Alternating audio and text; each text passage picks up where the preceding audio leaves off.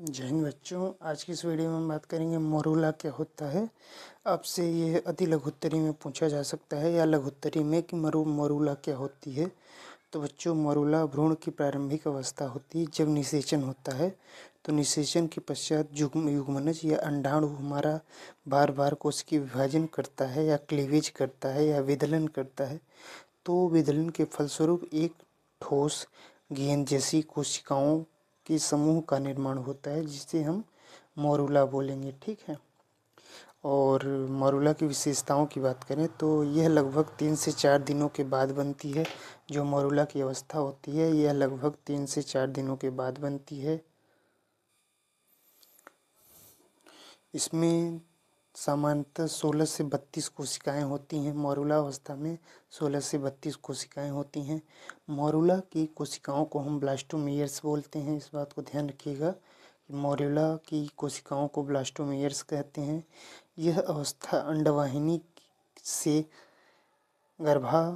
गर्भाशय की ओर जाती हुई बनती है। यह अवस्था अंडवाहिनी से गर्भाशय की ओर जाती हुई बनती है। यह जो अवस्था होती है वो अंडवाहिनी से गर्भाशय की ओर जाती हुई बनती है।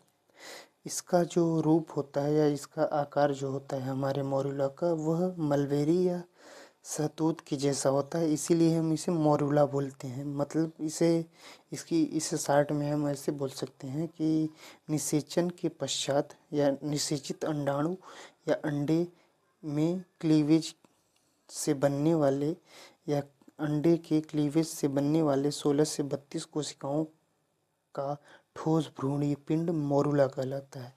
तो इसे हम समराइज करते हैं कि मोरूला होता क्या है। तो मोरूला बच्चों,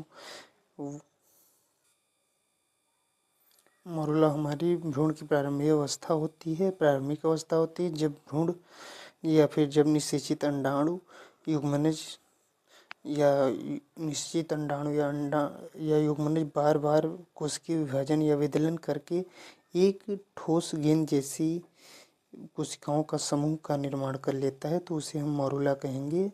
यह अवस्था जो होती है हमारी 3 से 4 दिनों के बाद बनती है। मोरूला की अवस्था 3 से 4 दिनों के बाद बनती है। इसमें सामान्यतः 16 से 32 कोशिकाएं होती हैं बच्चों। मोरूला की कोशिकाओं को ब्लास्टोमेयर्स बोलते हैं। मोरूला का जो रूप होता है वह शहतूत या मलबेरी जैसा होता है, इसीलिए हम इसे मोरूला कहते हैं। तो आई होप आपको समझ में आया होगा। मिलते हैं अगली वीडियो में, तब तक के लिए जय हिंद जय भारत।